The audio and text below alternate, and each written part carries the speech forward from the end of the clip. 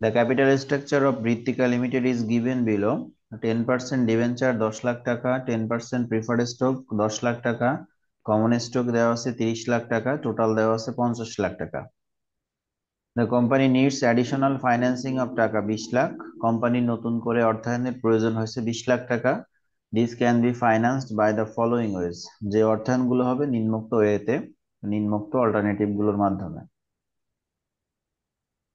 অর্থাৎ এই নতুন 20 লাখ টাকা ফাইন্যান্সিংটার জন্য যদি প্রথমে বলছে 1 নম্বরে ফুললি ইকুইটি স্টক অফ টাকা 100, যদি প্রত্যেকটা সম্পূর্ণ শেয়ারের মাধ্যমে অর্জন করে এবং শেয়ার প্রতি মূল্য যদি 100 টাকা হয়।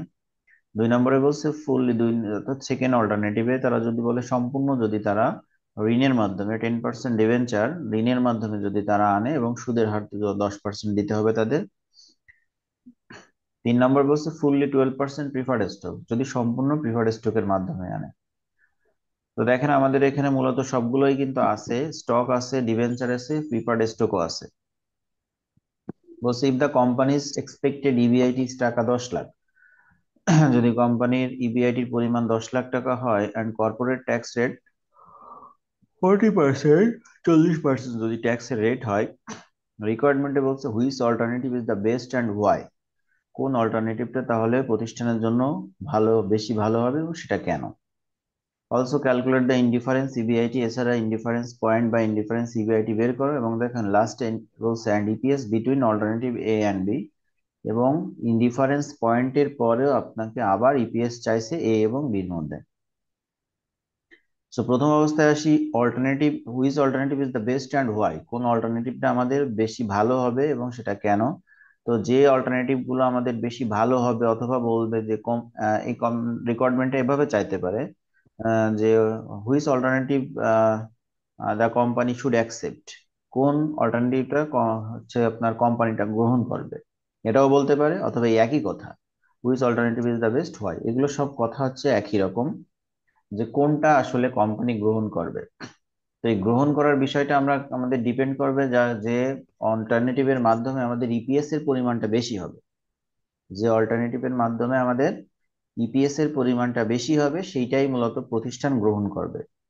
তার আমরা তাহলে বুঝতে পারলাম যে আমাদের কিন্তু এখানে প্রথম এসে কোনো ইপিএস চাই নাই, কিন্তু আমাদের ইপিএস না বের করলে আমরা কমেন্টটা দিতে পারবো না। আর আমাদের ইপিএস বের করতে গেলেই কয়টা ওয়ার্কিংস মাথায় রাখতে হবে? 3টা ওয়ার্কিংস। ঠিক আছে। তো সেই হিসেবে মূলত আমরা এখন প্রথমে এখানে লেখা আছে দেখেন ওয়ার্কিংস। আমরা জানি প্রথম ওয়ার্কিং হচ্ছে নাম্বার অফ শেয়ার বের করতে হয়। এটা হচ্ছে ওল্ড প্লাস নিউ, অর্থাৎ ওল্ড শেয়ার এবং নিউ শেয়ার মিলায় টোটাল নাম্বার অফ শেয়ার বের করতে হবে, যে কয়টা অল্টারনেটিভ থাকবে সেই কয়টা। তাহলে এখানে অল্টারনেটিভ সংখ্যা আমাদের আছে 3টা, আমরা সেটা বের করব। আমরা জানি ওল্ড অংশটা থাকে, প্রথম যে অংশটা থাকে এইটা হচ্ছে ওল্ডের অংশ। আবার আমরা কিছু শব্দ বলে দিয়েছিলাম যে নিউ, অ্যাডিশনাল ফাইন্যান্সিং বা অন্যান্য রেইজ অ্যামাউন্ট, এইগুলোর উপরে বা পূর্বে যে তথ্যগুলো থাকবে সেগুলো হচ্ছে ওল্ড, আর পরে যেগুলো থাকে সেগুলো হচ্ছে নিউ। সেই হিসেবে এখানে কমন স্টকের প্রথমে যেহেতু নাম্বার অফ শেয়ার বের করব, আমরা সাধারণ শেয়ার থেকে নাম্বার অফ শেয়ার সাধারণত বের করি। তাহলে আমাদের কমন স্টকের মোট টাকা দেওয়া ছিল, মোট টাকার পরিমাণ ছিল 30 লাখ।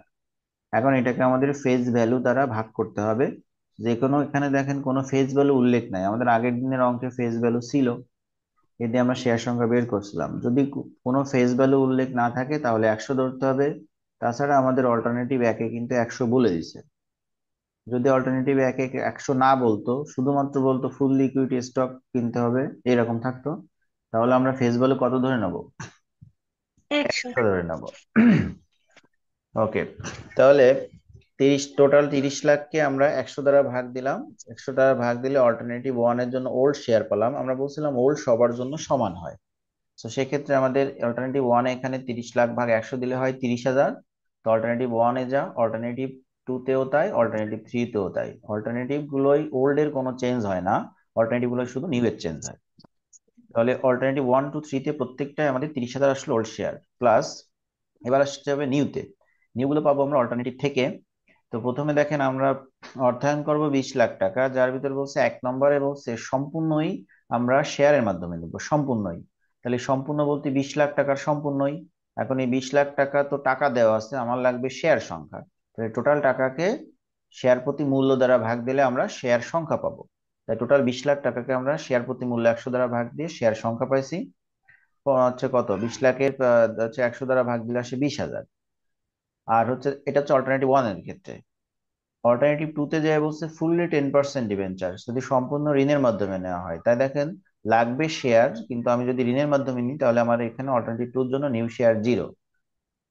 সেম ভাবে 3 নম্বর আছে ফুললি 12% প্রিফার্ড স্টক। প্রিফার্ড স্টকের মাধ্যমে প্রিফার্ড ডিভিডেন্ড দিতে হয়, কিন্তু আমার লাগবে শেয়ার, তাই এটারও আমরা নিউ 0 ধরছি। তো এই কারণে আমাদের দেখেন অল্টারনেটিভ ওয়ানে যে 50,000, 30,000, 30,000 তিনটা অল্টারনেটিভে আমাদের নাম্বার অফ শেয়ার বের হলো। দেখেন নাম্বার অফ শেয়ার নিয়ে কোনো কথা আছে? আচ্ছা, এবার নাই। আসেন ইন্টারেস্ট। সেকেন্ড অল্টারনেটিভের জন্য আমাদের সেকেন্ড ওয়ার্কিংটা ছিল ইন্টারেস্টের। এটাও সেম জিনিস, ওল্ড প্লাস নিউ। এবার ওল্ড এর ইন্টারেস্টটা কত ছিল আমাদের? ফার্স্টেই দেখেন লেখা আছে 10% ডিবেঞ্চার 10 লাখ টাকা। তাহলে আমরা 10 লাখের 10% কাটবো। 10 লাখের 10% কাটবো, 10 লাখের 10% কাটলে আমাদের আসলো হচ্ছে 1 লাখ টাকা। তো এই 1 লাখ টাকা ওল্ড সবার জন্য সমান। তাই দেখেন এখানে 10 লাখ গুণ 10%, 1 লাখ, এই 1 লাখ এবং এই 1 লাখ ওল্ড সবার জন্য সমান। প্লাস আসে নিউতে। অ্যাডিশনাল তথ্যের মধ্যে নিউ দেখেন আমাদের প্রথমটাই ছিল সম্পূর্ণ শেয়ারের মাধ্যমে নেওয়া হয়েছে, কিন্তু আমার লাগবে সুদ, সুতরাং নিউ এর প্রথম অংশটা 0।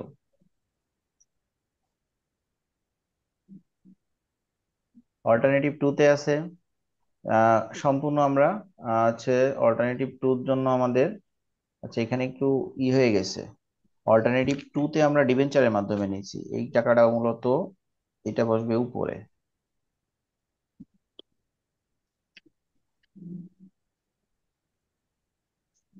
আর এখানে বসবে 0। আচ্ছা এটা হবে 2,40,000,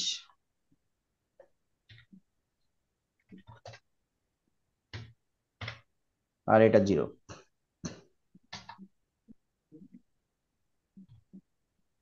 1 লাখ। দেখেন আমাদের অল্টারনেটিভ টু তে আমরা সম্পূর্ণ বলছিল ডিবেঞ্চারের মাধ্যমে নিবে, এবং সেটা সুদের হার হচ্ছে, এখানে একটু ঝামেলা আছে, সুদের হার হচ্ছে 10%। ও আমরা তো ভুল হচ্ছে আমার আমারই। একটা ভুল করতেছে না। আমি, হ্যাঁ আমি তো ইসে চলে গেছি, দাঁড়াও আমরা তো প্রিফার্ড আমাকে স্টকে, প্রিফার্ড স্টকে ভুল করে চলে গেছিলাম আমি। দাঁড়াও ঠিক করে দিচ্ছি। ওকে, ইন্টারেস্টের উপরে, ঠিক আছে। তো এই হচ্ছে আমাদের ইন্টারেস্টের দ্বিতীয়টায় বলছে 10% ডিবেঞ্চার 20 লাখের উপর 3 লাখ। তারপরে হচ্ছে আমাদের অল্টারনেটিভ থ্রিতে কোনো কিছু নাই, 0। এগুলো আমরা সবাই মোটামুটি বুঝি। তারপর দেখো প্রিফার্ড ডিভিডেন্ড, সেম বিষয়।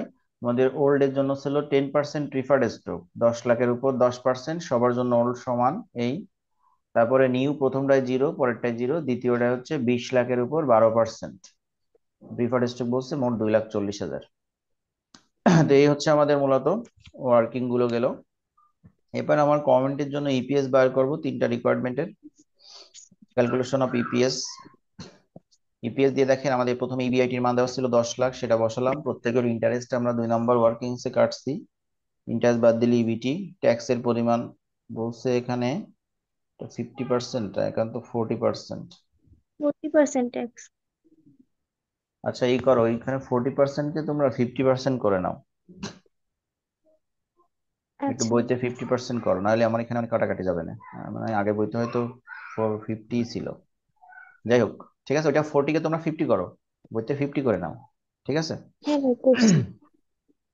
ওকে, তাহলে 50% বলতে অর্ধেক বোঝাচ্ছে, অর্থাৎ 9 লাখের অর্ধেক 4,50,000, 7 লাখের অর্ধেক 3,50,000, 9 লাখের অর্ধেক 4,50,000 কাটলে আমাদের প্রত্যেকের অর্ধেক অর্ধেক ইএডি থাকে। লেস প্রিফার ডিভিডেন্ড আমরা কাটছি উপরে 3 নম্বর ওয়ার্কিংসে 1 লাখ, 1 লাখ, 2,40,000 কাটার পরে আমরা পাইছি ইএসিএস। আমরা বলছিলাম ইএসিএস মানে earning available for common share. এরপরে নাম্বার অফ শেয়ার আমরা 1 নম্বর ওয়ার্কিংসে পাইছি, ইপিএস সমান ইএসিএস ভাগ নাম্বার অফ শেয়ার। অল্টারনেটিভ ওয়ানের জন্য তাহলে ইপিএস পেলাম 7 টাকা, অল্টারনেটিভ টুর জন্য পেলাম 8 টাকা 33 পয়সা, অল্টারনেটিভ থ্রির জন্য আমরা পেলাম হচ্ছে, অল্টারনেটিভ থ্রির জন্য আমরা পেলাম হচ্ছে 6 টাকা, 7 পয়সা।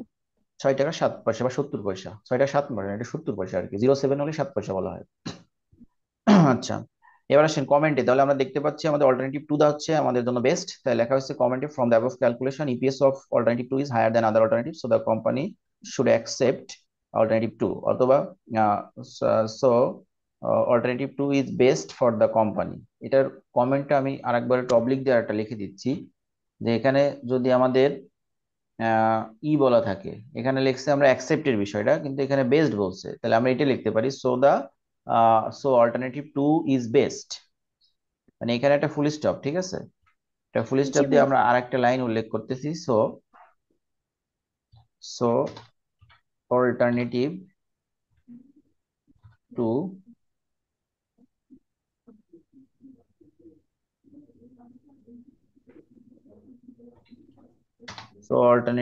is best for the company.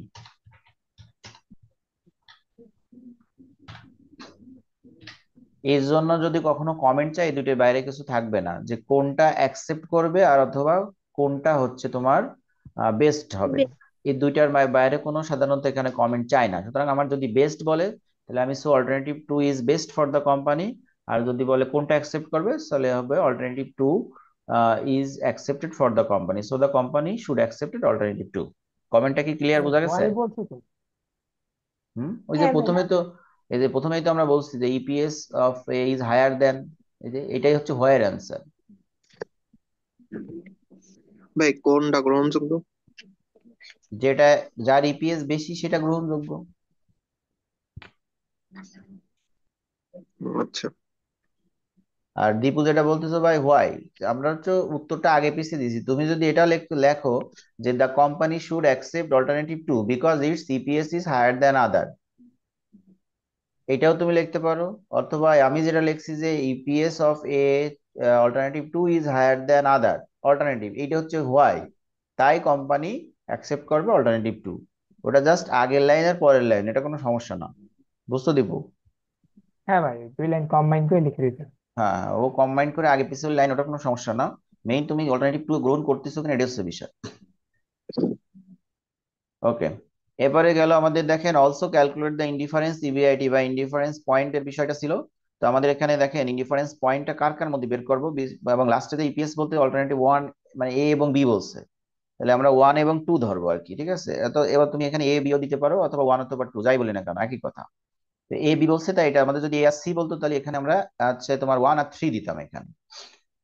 তো সেক্ষেত্রে আমাদের ইবিআইটি আইপি যে সূত্রটা ছিল, আমরা সেটা বসাবো, EBIT minus I into one minus tax rate minus PD by divided by number of share one, number of share two. তো আমরা সবাই জানি যে এইখানে উদ্দেশ্য থাকে কার মান বের করা, ইবিআইটির মান বের করা। এইখানের উদ্দেশ্যটা থাকে কার মান বের করা, ইবিআইটির মান বের করা। ইবিআইটির মানটা বের করা। ওকে, তাই দেখেন আমরা সবার মান বসাবো, কিন্তু ইবিআইটির মান বসাবো না। এই অঙ্কে আমাদের প্রত্যেকের মান আছে, পিডির মান ম্যাক্সিমাম অঙ্কে থাকে না, কিন্তু এটার কিন্তু পিডির মান আছে। এই ক্যালকুলেশন করতে করতে যাই আমাদের লাস্টে হবে কি, আমাদের শেষে যেহেতু আট গুণনের প্রয়োজন হবে, তখন আমাদের হরগুলোকে ছোট করে নেব। বিশেষ করে এই যে নাম্বার অফ শেয়ার যেটা থাকে, এটাকে আমরা ছোট করব। এখানে সহজেই হরগুলো ছোট হয়েছে, যেহেতু শূন্য আছে, চারটা শূন্য অমিট করে দিলেই হয়ে যাচ্ছে। কিন্তু কিছু কিছু জায়গায় আমাদের সংখ্যা থাকে, সংখ্যাগুলোকে আমাদের প্রয়োজন মতে, আমাদের সহজ অনুপাতে, যে কারে দিয়ে ভাগ করলে কোনো দশমিক থাকবে না, সম্পূর্ণ বিভাজ্য হয়ে যাবে, সেরকম একটা সংখ্যা দ্বারা দুই পাশে আমরা কি করে দেবো, ভাগ করে দিয়ে এখানে ছোট বানাই দেবো। যেমন এখানে 50,000-এর আর 30,000-এর চারটা শূন্য কমন, তাই উঠাই দিছি। দিলে এখানে আর গুণন করলে হচ্ছে তোমার 2.5 ইবিআইটি মাইনাস 12,50,000, আর তিনের সাথে যদি এই পাঁচটারে গুণ করি, তাহলে আসে 1.5 ইবিআইটি মাইনাস 4,50,000। এবার আমাদের যেহেতু ইবিআইটির মান দরকার হবে, ইবিআইটি দুটোকে এক পাশে নিয়ে আসবো, আর টাকাগুলোকে আমরা এক পাশে নিয়ে যাবো। নিয়ে আমাদের ইবিআইটি মান দাঁড়ালো হচ্ছে 8 লাখ টাকা। ম্যাক্সিমাম অঙ্ক আমাদের এখানেই শেষ হয়ে যাবে। কিন্তু আমাদের যেহেতু লাস্টে আবার বলছে ইপিএস বের করতে হবে, সেহেতু আমাদের একটা ইপিএস বা ভেরিফিকেশন টেবিল বের করতে হবে। এই ভেরিফিকেশন টেবিলটা কিন্তু আমি বারে বারেই বলতেছি, সব জায়গায় করার প্রয়োজন নাই। বইতে কিন্তু সব জায়গায় করে দিচ্ছে, কিন্তু আমরা সব জায়গায় করব না। লাস্টে আমাদের এইভাবে ইপিএস বের করতে না বললে এটা আমাদের করার প্রয়োজন নাই। তো ভেরিফিকেশন টেবিল করলে হবে কি, আমাদের অঙ্কটা হয়েছে কি হয়নি তুমি নিজের মতো বুঝতে পারবা। সেটা কি, যে আমাদের যে অল্টারনেটিভ দুটোর মধ্যে আমরা বের করলাম, ইপিএস বের করতে হবে, এবং এই দুটার ইপিএসটা কি হবে, সমান হবে। এটা হচ্ছে নিজের প্রমাণের উদ্দেশ্যে, এটাকে ভেরিফিকেশন টেবিল বলা হয়। আর আমাদের যেহেতু যেখানে ইবিআইটির মান প্রথমে 10 লাখ ছিল, সেই ইবিআইটির মান এখন 10 লাখ নেওয়া যাবে না, এটা নিতে হবে একটা 8 লাখ টাকা, যেটা আমাদের আইপি মাধ্যমে বের হবে। তাই সবার জন্য ইবিআইটি 8 লাখ, আর যে ইন্টারেস্ট বা হচ্ছে আপনার ট্যাক্স রেট যেটা যেভাবে ছিল আমরা ওইভাবেই কাউন্ট করবো।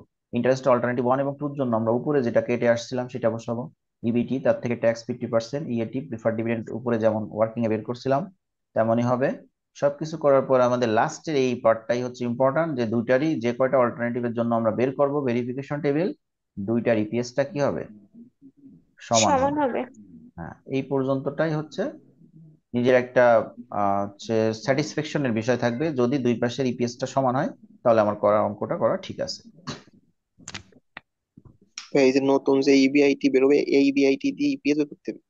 হ্যাঁ, ইনডিফারেন্স পয়েন্টের মাধ্যমে যে ইবিআইটি হবে, ভেরিফিকেশন টেবিলটা এই ইবিআইটি নিয়ে কাজ, পুরাতনটা নেই না।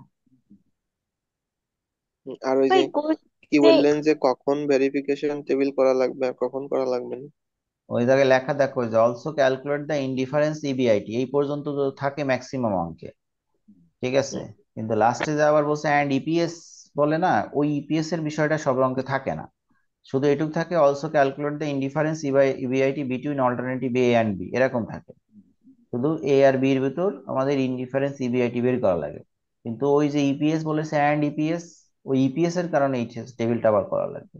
যদি ওটা না বলতো তাহলে আর করতাম না।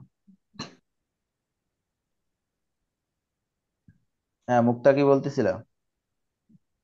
ভাই বলতেছিলাম যে এই 10 লাখ কিসে ইবিআইটি 10 লাখ টাকা কই গেল, পরে মনে পড়ছে যে তো ইবিআইটি টেবিলে গেছে, ইপিএস টেবিলে গেছে। ইবিআইটি 10 লাখ কই গেল তাই? হ্যাঁ ভাই পরে বলে খুঁজে দিয়েছো তুমি? পাইছি। ওই ওকে, ইপিএস যখন করছে তখনই গেছে।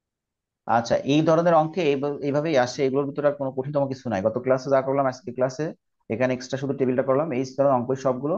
তো আমি গতদিন কত নাম্বার বাসায় কাজ দিলাম, C44 না C43 কত? ভাই বইতে যে প্রবলেম C15। সি দাঁড়ান দাঁড়ান দাঁড়ান, ভুল বলছি, সি সরি 15 সরি কেন ভাই, বলবো? C43। সি কত? 43। আচ্ছা, C43 দিছিলাম, হ্যাঁ। তাহলে আর দুটা SW করবা, বেশি না, এই যে C44 এবং C48, এই জাতীয় অঙ্ক। এই দুটা করলে মোটামুটি ইপিএস জাতীয় অঙ্ক শেষ। এর পরের দিন আমরা এনওয়াই অ্যাপ্রোচ বা এনআই অ্যাপ্রোচ, যে অ্যাপ্রোচটা আছে আমরা সেই অ্যাপ্রোচে যাব। এ ধরনের অঙ্ক সবই একই রকম, সুতরাং এ নিয়ে আমরা সময় নষ্ট করব না, ঠিক আছে। জি আচ্ছা ভাই। ভাই। এই দুটো অঙ্ক করলে মোটামুটি এনাফ। আচ্ছা।